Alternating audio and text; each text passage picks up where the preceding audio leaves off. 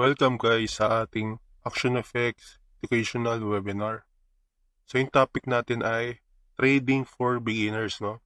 So aralin natin dito yung mga basic trading concept, mga basic terminology. So may mga topic tayo dito na dapat alam natin before pa tayo mag-start mag-trade, no? So dapat alam natin yung mga basic sa trading. So ito yung mga topic natin. So yung objective natin, no? So introduction to financial market. So, dapat alam natin yung ibig sabihin ng financial market.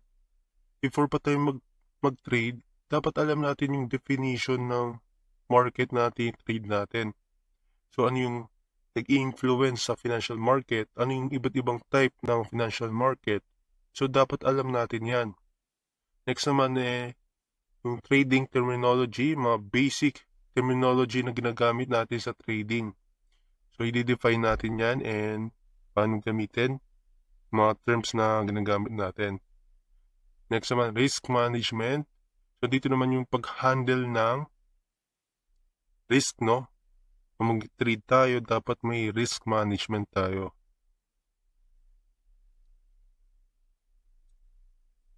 So, ito pa yung ibang topic. So, psychology of trading. So, ito naman pag-handle ng emotion natin. So, napaka-crucial ito sa trading na dapat alam natin yung psychology natin, ano yung psychology ng trading. So, napaka-importante ito. Dapat marunong tayo mag-control ng trades natin, control yung emotion natin, and etc. And next naman ay introduction to fundamentals. So, yung fundamentals, dapat ito yung pinaka-crucial. Dapat alam natin ito dahil ito yung nagpapagalaw ng price ng market. Ito yung market driver ng price, ano yung narrative ng market, sa fundamentals yung basihan natin. So, next naman, AFX trading system. So, ito naman yung trading edge and information advantage natin, no? Trading system siya na may mga technical tools na makakatulong sa pag-trade natin. May currency pips for market sentiment, malalaman agad natin yung real-time data. So, yung mga topics natin, no? So, aralin natin yan isa-isa. So, una, introduction to financial market. So, financial markets shaped by human nature and real-world events involve the trading of instruments gaya ng stocks, bonds, currencies, and commodities. So sa financial market, alam natin may iba't ibang type yan. So may financial market sa stock, no? May stock market, may currency market or yung forex market, and commodity market, no? May mga iba't ibang type. So ito naman yung financial market are influenced by these four factor, no? So ito yung nag-i-influence sa financial market kung bakit tumataas or bumabagsak yung price. So una, yung human psychology, global events, economics, and politics. So dapat alam natin ano yung impact ng mga ito sa financial market, kung paano nito ni-influence ang financial market, no? So dapat aaralin natin yan.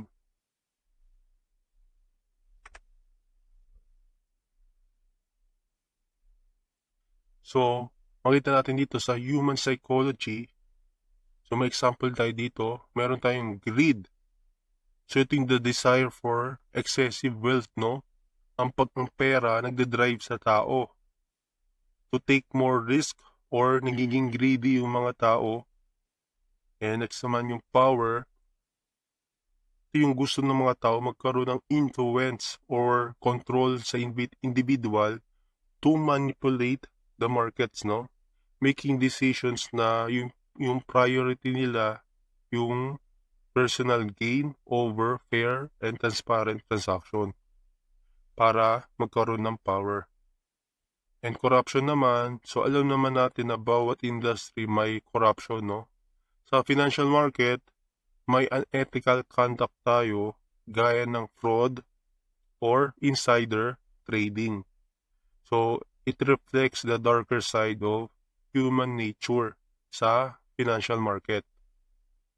So, ayun yung tatlo na human psychology na nag-i-impact sa financial market.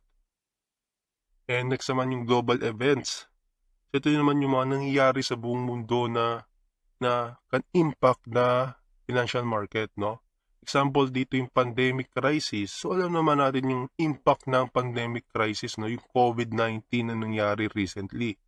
So nagsara ang buong mundo, no? Lockdown. So malaking impact yan sa economics, no?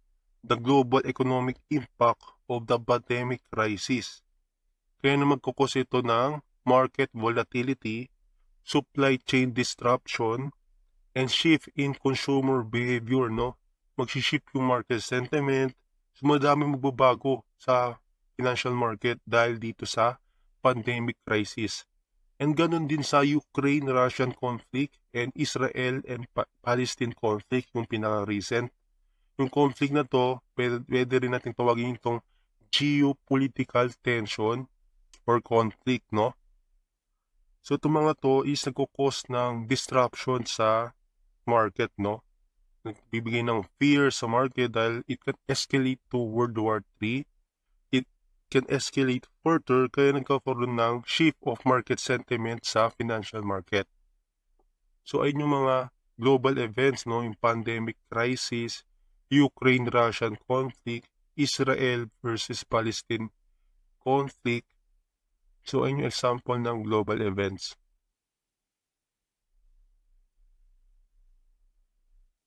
So next naman yung economics, no? Sa economics, may economic indicator tayo. So dito naman, ito yung nagpo-provide ng insight sa health ng isang ekonomiya ng bansa. Malalaman natin kung maganda ba yung lagay ng ekonomiya ng bansa or hindi, no? Based dito sa economic indicator gaya ng GDP, CPI, PPI, mga data report nito na napaka-crucial, no? Para malaman yung health ng isang ekonomiya. And central bank monetary policy, ito naman yung mga action and decision ng central bank gaya ng Fed or yung Federal Reserve ng US, no? Reserve Bank of Australia, Reserve Bank of Canada, Reserve Bank of Japan, mga central bank ng mga bansa nito. So may malaking impact nito dahil sa mga decision nila, mga action nila, kung anong gagawin nila sa monetary policy nila, gaya ng adjusting interest rate, no? And money supply. It can shape monetary policy, no? It can impact the financial market, no? Interest rates. So itong mga economics na to is malaki impact nito sa financial market. Dapat alam natin kung anong impact ng mga to. And next naman yung politics. So ito naman yung mga politika sa international, no? Yung mga geopolitical event. So yung mga conflict sa Israel versus Palestine, may politics yan. Yung conflict sa Ukraine versus Russia, may politics yan. And yung mga trade policies naman, yung mga policies sa pag may trade agreement, yung election, may politics yan. So everything is politics, no? So malaki impact nito sa financial market. So yung geopolitical event, so no, may significant impact nito, no, such as conflict and international relation. No, it can shift market sentiment, no? Yung geopolitical tension can cause market volatility. So yung example na sa politics. So ayun yung introduction natin sa financial market, no? Sa educational content, sa mga tinuturuan ko, so may mga topic tayo sa financial market na mas in-depth, no? Mas mahaba pa dito. In-explain ko yan. So may mga iba pa tayong topic. So next naman ay so yung trading terminology. So yung mga basic terminology na ginagamit natin sa trading. Dapat alam natin itong mga to dahil ito yung mga pinaka-basic, no? So before ka pa mag-trade, dapat alam mo na ito. Yung mga basic terminology sa trading. Dapat alam mo ito before ka pa mag-start. So yung una, foreign exchange, no? Short for Forex.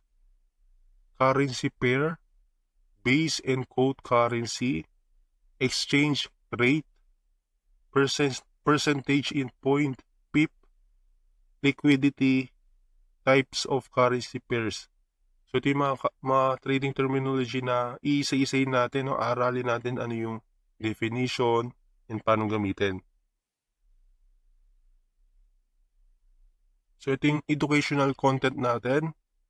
So sa mga tinuturuan ko, so may access sila sa mga topics sa financial market, technical analysis, fundamental analysis, price action, market structure, market sentiment, economics, central bank, FX system, and more educational topic and market analysis. So marami pa tayong topics sa fundamentals, no? And mga price action, paano gamitin yung FX system, economics, central bank. So ayun yung mga educational content natin sa mga tinuturuan ko. And foreign exchange, so ito yung tinatawag natin na forex, no? Ibig sabihin ng forex ay foreign exchange. Sa Tagalog, palitan ng pera. So, exchange mo lang yung pera mo sa ibang currency. Example, exchange mo yung USD to PHP. So, tawag doon, exchange of currency or palitan ng pera, or in short, forex. So, yung forex, pwede mo rin siyang tawaging currency market dahil yung forex is all about currency. So, kaya siya currency market. It is the global marketplace for trading national currencies against one another. So, the forex market is the world's largest and most liquid financial market, kung saan yung mga currencies are i-trade natin Monday to Friday, no? 5 times a week in a decentralized network involving banks, corporations, governments, and individual traders. So alam natin na yung forex is the world pinaka-liquid financial market, no? Pinaka-largest and liquid financial market. Dahil pinag-usapan natin dito yung global economy. Yung ekonomiya ng buong mundo. So kaya malaki yung liquidity ng financial market sa forex.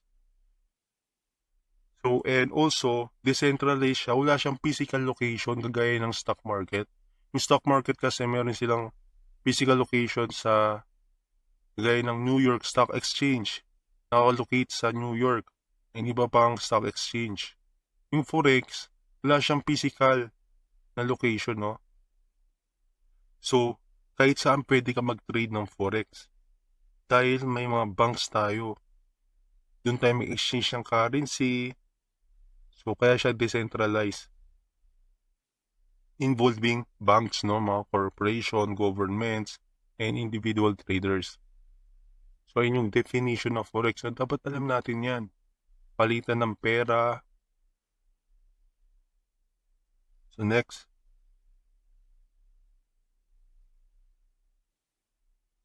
Dito naman yung pinaka most traded currencies in the world. Ito yung madalas na trade na currency sa buong mundo. Ito yung madalas na trade natin. Yung pinakauna dito yung United States dollar, yung USD, currency sa US. Ito yung currency na ginagamit natin sa US. So madalas to trade tong USD dahil ito yung global currency natin. Reserve currency ang USD. Next naman yung Euro, currency sa Europe, British Pound, currency sa UK, Australian dollar, currency sa Australia, New Zealand dollar, currency sa New Zealand, Canadian dollar, currency sa Canada, Japanese yen, currency sa Japan, Swiss franc, and currency sa Switzerland. So ito yung mga currency na madalas natin trade, no? Yung combination ng mga currency na to. So, dun tayo mag-base, no? Dahil ito yung pinaka-liquid, no? Kapag ibig sabihin ng liquid, madalas natin na i-trade, no? Madaming trade dito, madaming participants, madaming trader. So kaya siya most liquid. Dahil ito yung madalas na trade na currency.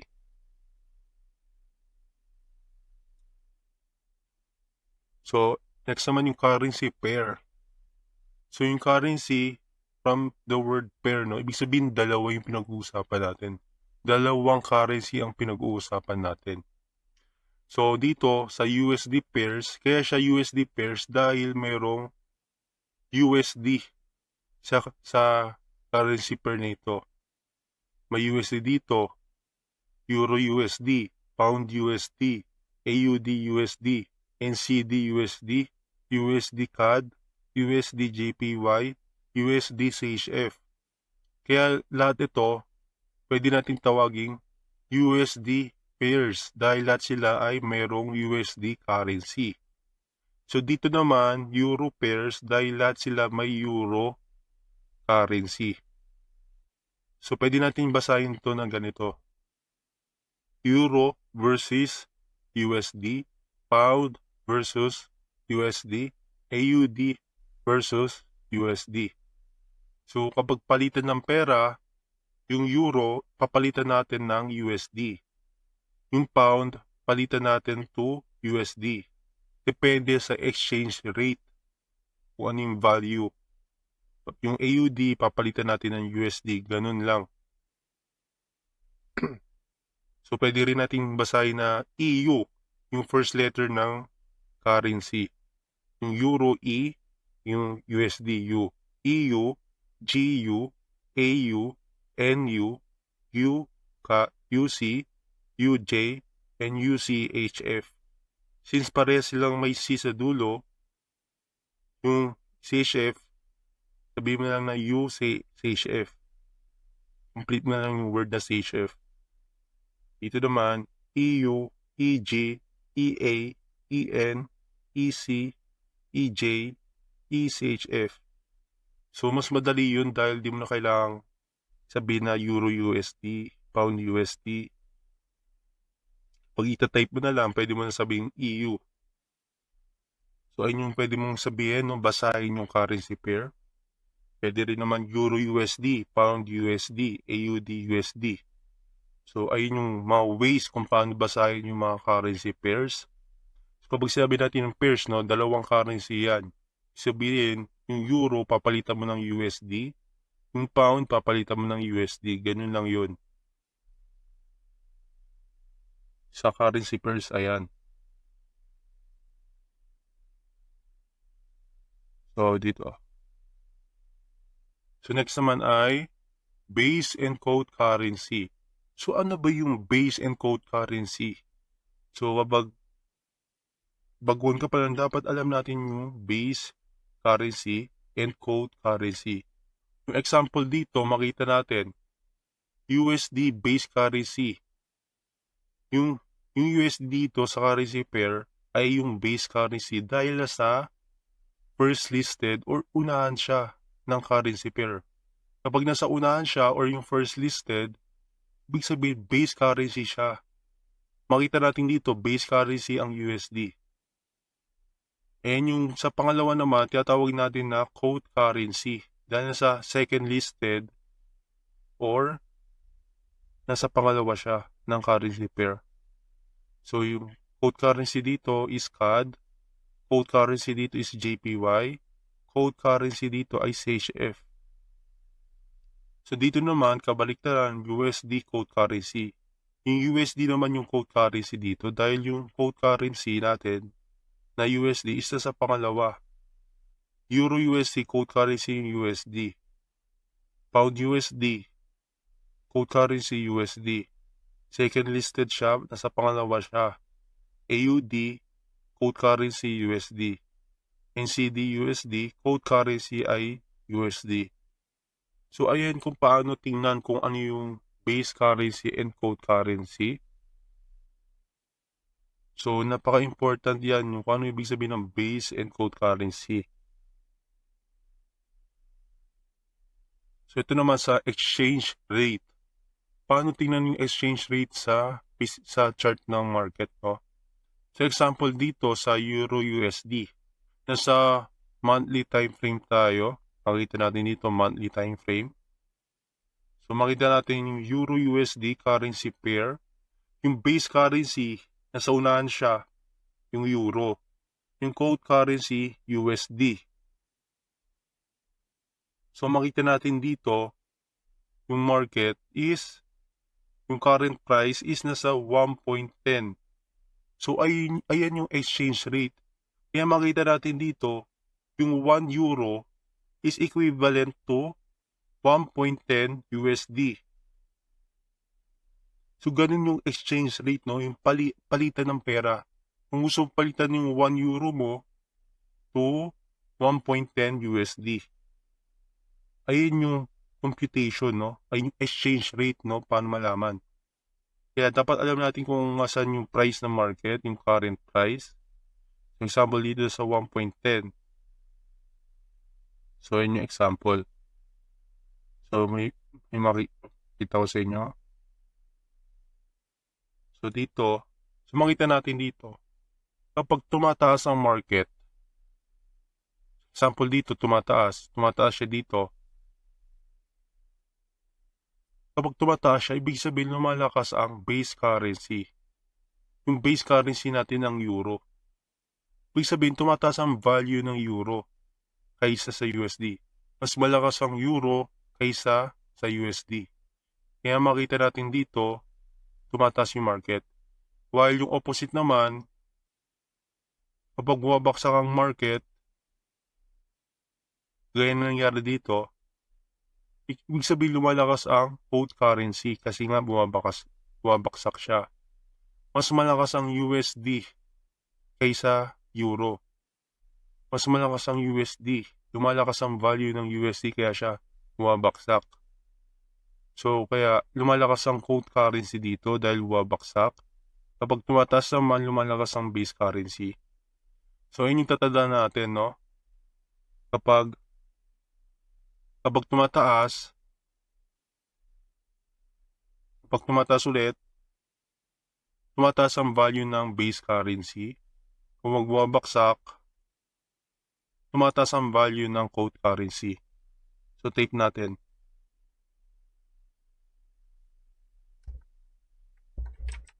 Ilagay natin base. Tumataas ang value ng base. Dito naman, quote.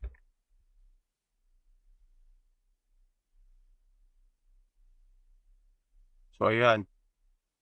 So, take note natin yan, no? Ulitin natin.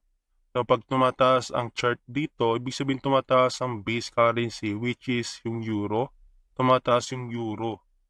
Kapag bumabaksak naman, tumataas ang value ng quote currency, which is yung USD. Tumataas ang value ng USD. So, ganyan kung paano basahin, no? Yung market. So, makita natin yun. So, dapat alam natin yung exchange rate, no? So, another example. So, yung base currency natin USD and quote currency ay yung Japanese yen. Nasa monthly time frame tayo. So, current exchange rate, 1 USD is equal to 148 Japanese yen. So, yung 1 USD equal siya sa 148. Ayun yung exchange rate, no? Yung current exchange rate, yung naka-box. So, ulitin natin.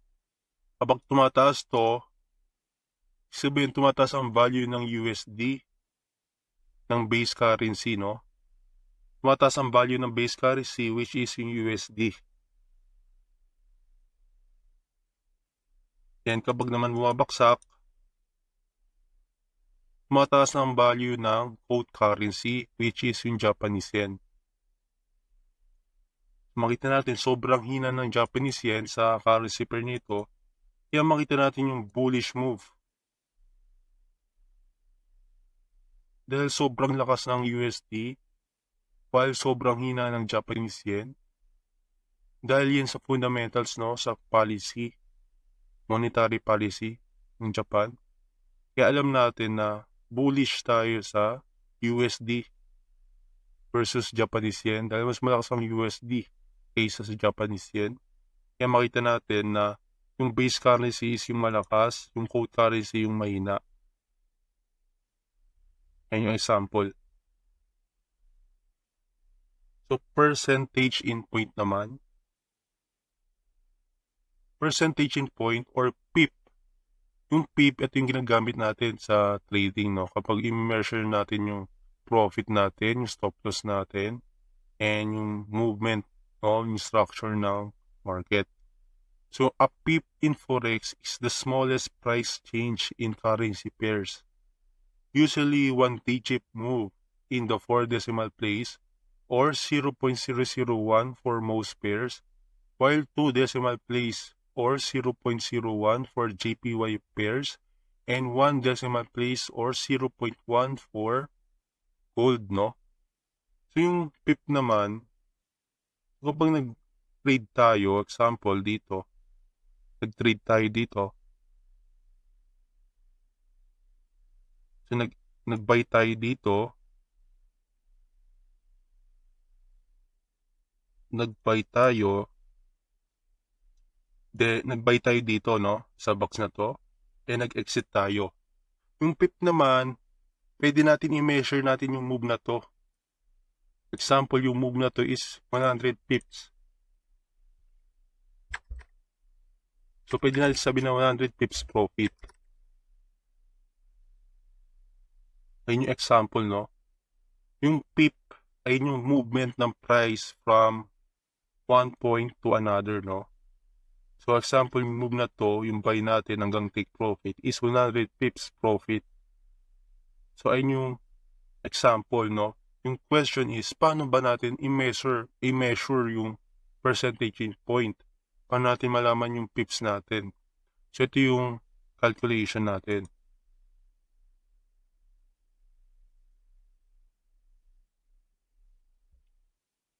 So, PIP for most pairs, sa most pairs, kadalasan, example, Euro USD, Pound USD, AUD USD, kadalasan 4 decimal yan. Makita natin yung 10 pips, makita natin dito, 1 lang. 1, 2, 3, 4.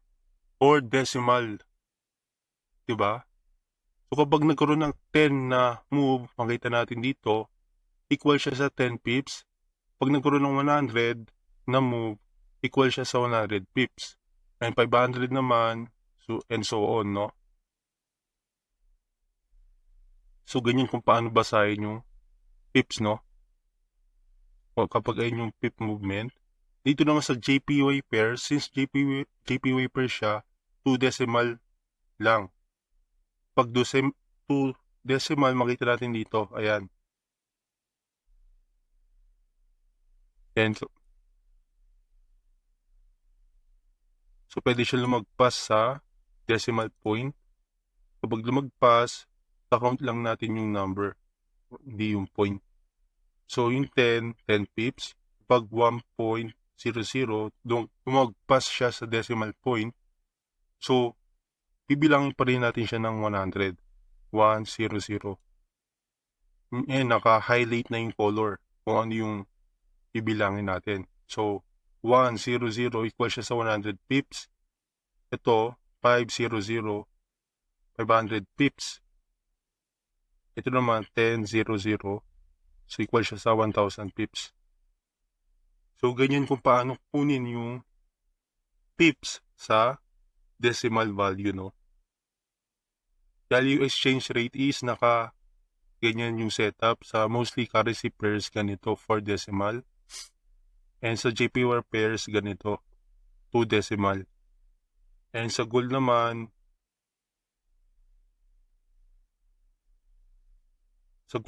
is 1 decimal point, no? Makita natin dito, 1.0 is equal to 10 pips. Then, 100 pips. 200 pips. So, ayan, naka-highlight na yung color, no? So, i-ignore mo na lang yung dot dyan. Dahil sa exchange rate yan lalabas sa gilid.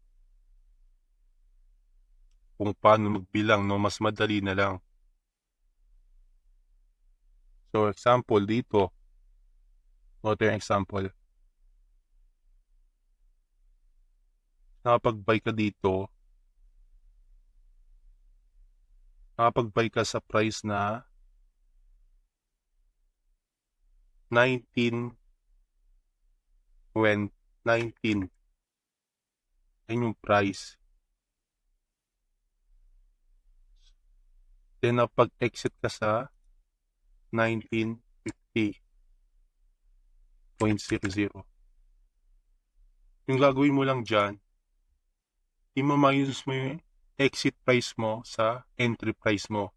So, 1950 minus 19,000. So, 1,900, ma-minus mo.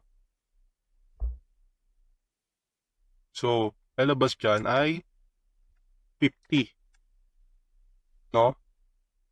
50.00. So, since 1 decimal yung pagbasa natin, alisin natin yung isang 0. So, makita natin 50.0. Tignan na lang natin yung dot na yan. So, equal siya sa 500 pips. Profit. Dahil nag-move siya ng 50 na 500 pips eh. So, equal siya sa 50 pips profit, no? So, kung ayun yung example, no, sa gold, sa price ng gold. So, madali lang naman mag-measure ng percentage in point, no, yung pip. So, kaya mo yan. So, next naman ay, so, ito naman kung paano i-calculate yung profit in pips, no? So, yung ginawa ko na yung kanina. Sa example dito, sa USD CAD, so, makita natin dito, nasa 4-hour time frame tayo. So, base currency is USD and code currency is CAD.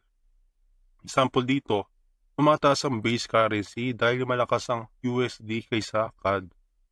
So, base in fundamentals din yan and market sentiment.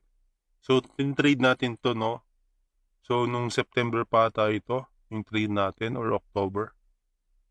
So i-trade natin yan, no? Formula to calculate pips, no? Exit minus entry, sinabi ko na yung kanina. So, equal siya sa pips. So, USD CAD by trade. So, example dito, yung entry price, ito, makita natin. Yung entry price, ito, 1.3623. Ayan, no? Diyan tayo nag-entry. And exit natin ito.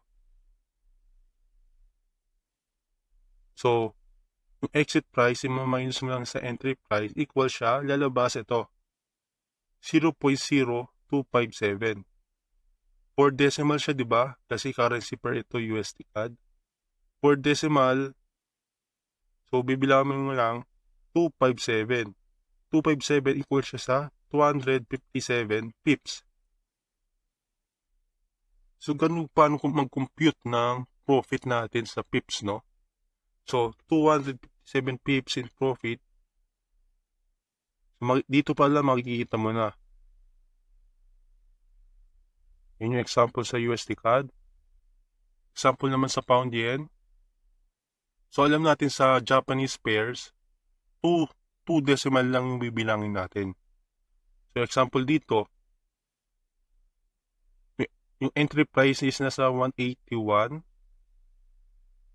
Exit price nasa 185. So, makita natin dito, 181, 185, equal siya sa 4.00. Yung 4.00, so, 400 pips yan agad. Ignore mo na lang yung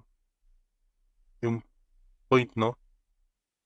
400 pips profit. So, ganyan kadali kung paano mag-calculate ng profit in pips, no? So yung base currency dito yung pound, and code currency dito ay yung Japanese yen. So tumataas yung market, ibig sabihin malakas yung pound kaysa Japanese yen. So dapat alam natin yan. Next. So dito naman sa gold market, no? Sa commodity market.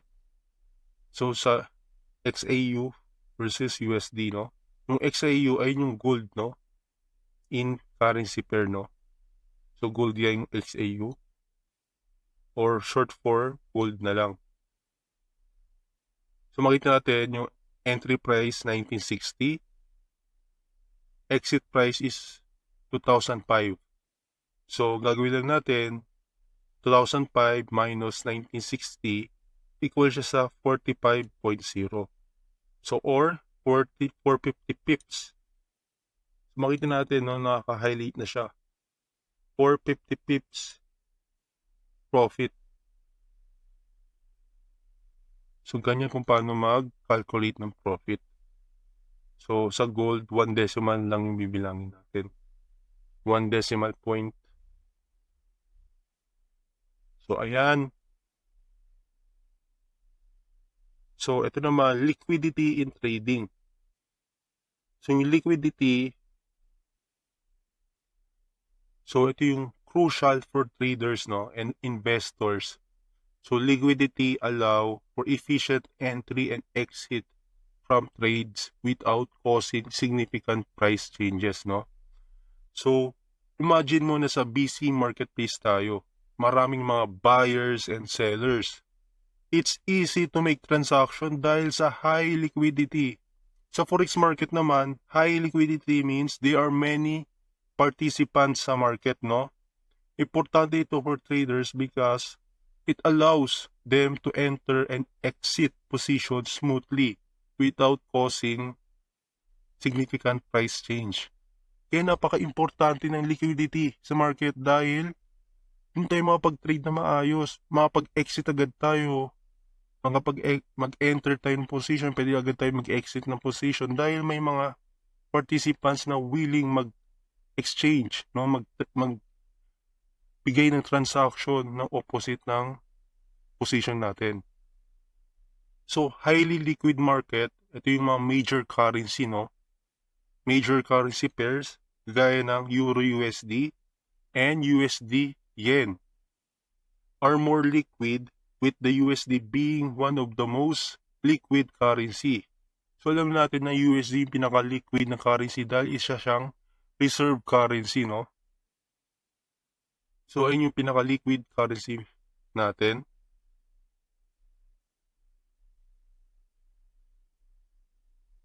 Ito naman yung types of currency pairs. So major pairs and minor pairs. Kapag sinabing major pairs, ito yung mga currency pairs na merong USD, no? Included ang USD. Kapag merong USD, tinatawag natin na major pairs. While yung minor pairs naman, ito naman yung mga most traded currency combination pero excluded ang USD. Walang USD dito. Example na major pairs, Euro-USD, Pound-USD, AUD-USD, NCD-USD, USD-CAD, USD-Yen, USD-CHF. Lahat ng currency pair na to is may USD, kaya pwede natin ito tawaging major currency pair. Yung minor pair naman, yung mga sikat na currency na excluded ang USD, no? Example, Euro-Pound, Euro-AUD, Euro-NCD, Euro-CAD, Euro-Yen, NCD-CHF, AUD-NCD, and marami pang iba. So meron pang type, yung pangatlo, ito yung tinatawag na exotic pairs. Di ko na sinali dahil di natin di-trade yan. Yung exotic pairs, ito yung mga emerging countries, gaya ng bansa natin sa Pilipinas, PHP. So mga emerging countries, ipipair sa USD, no? Yung currency natin, USD PHP. Yung iba pang currency na gaya sa Mexico, sa Singapore, sa Malaysia, mga iba pang currency pair na hindi kasama sa list na ito. Yung hindi siya most traded currency, no? Nagsisimula pa lang sa market. Kaya siya exotic. Kaya kapag exotic, ibig sabihin, low liquid. Mababa yung liquidity na market. Wala masyado nagtitrade nito. Kaya malaki yung spread. Yung spread, ito yung transaction na binabayad natin sa broker kapag mag-trade tayo sa currency pair. Parang ito yung fee natin para mapag-enter ng trade, may spread. So alam natin kapag nasa major pairs tayo, mababa lang spread dahil may USD pair eh. Liquid yung USD. Mababa lang yung spread. Yung minor pairs naman, so maliit din yung spread pero mas malaki siya compare sa USD. So ayun yung example, no? Major pairs, minor pairs, and exotic pairs. So hindi natin di-trade ang exotic, no? So focus lang tayo sa major pairs and minor pairs. So ayan yung types ng mga currency pairs.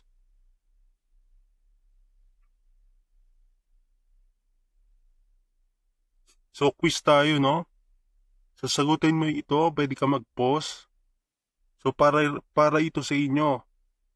So kung may natutunan ba kayo sa tinuturo ko, no? Mga basics sa trading, madali lang ito eh. Kahit elementary masasagutan ito. So most liquid currency, no? Number 1, A. Euro, B. USD, C. Japanese Yen. Most liquid currency dito ay yung USD. Talagyan natin ng ilugan natin. Ibabox lang natin. Ayan. Most liquid currency yan. USD. Next naman, type of currency pairs that includes USD. Yung currency pair na kasama ang USD. So yung sagot dyan ay A. Major pairs, B. Minor pairs, C. Exotic pairs. Yung sagot dyan ay major pairs. Dahil lahat ng major pairs ay merong USD currency.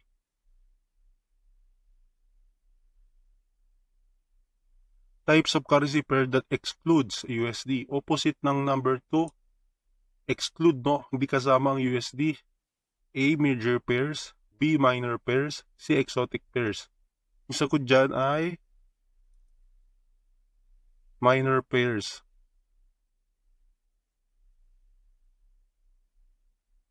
Next naman ay number 4.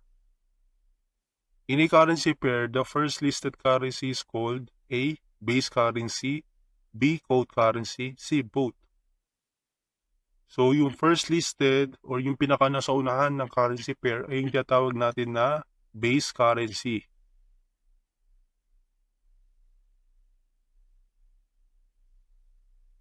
Next naman ay, in a currency pair, the second listed currency is called A. Base currency, B. Code currency, C. Both. So ito yung, sa currency pair, ito yung pangalawa, no? Second listed. So tinatawag natin na code currency. So nasa unahan yung base currency, yung pangalawa isa sa tinatawag natin code currency. So financial market are influenced by what? So influenced by global events, economics, or both. So yung financial market influenced by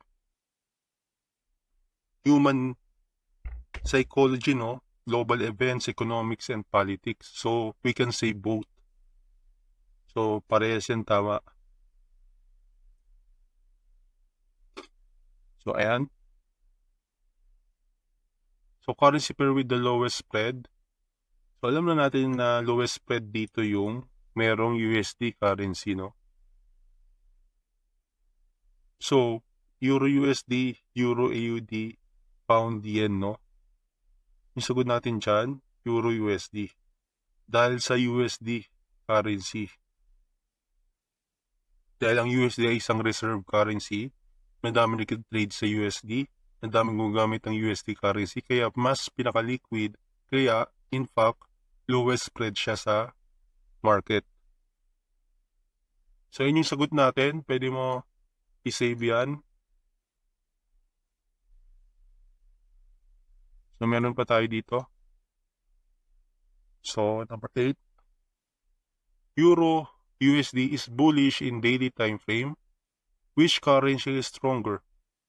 So kapag bullish ang Euro USD, no, sa higher time frame, ano mas malakas sa currency? So yung dalawang currency lang pinag-uusapan natin dito, Euro and USD. So X agad yung letter C. Walang AUD dito. So mas malakas ang Euro. Yan.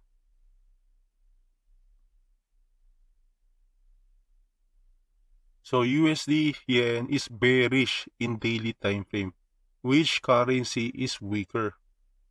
So bearish ang Japanese yen. Ibig sabihin, mas malakas. USD yen, mas malakas. Mas malakas ang yen dahil bearish. So yung currency na weaker ay yung opposite. Opposite ng yen ay USD. So ayan. Mas weaker ang USD dahil bearish yung market eh. Ibig sabihin malakas yung yen, mahina ang USD. Mas mahina ang USD. Mas malakas ang yen.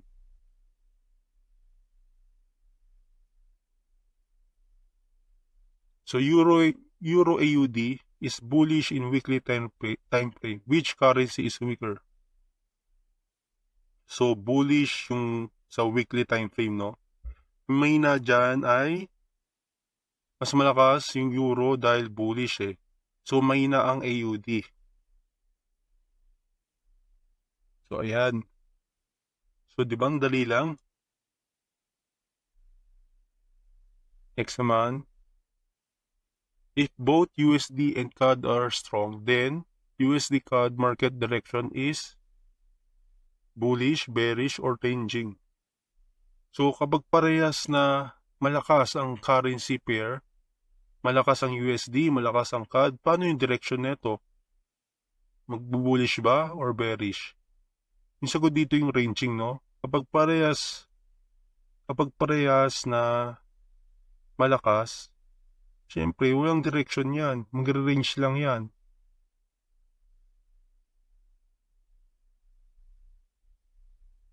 So next naman, most currency pair use what decimal place to compute pip or percentage in point? So A, 4 decimal, B, 2 decimal, C, 1 decimal. So kapag most currency pairs, no, so alam natin na sagot dyan ay 4 decimal.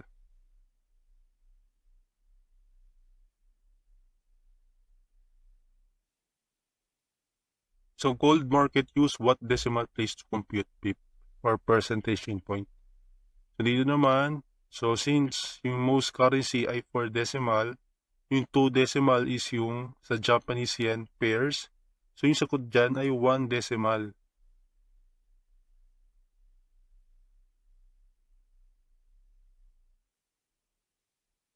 So ayan na yung sagot natin. So hanggang 13 lang. So mga basic question lang yan, dapat alam mo sagutin. So madali lang yan. Mga basic concept na dapat alam natin, mga basic terminology na dapat alam natin.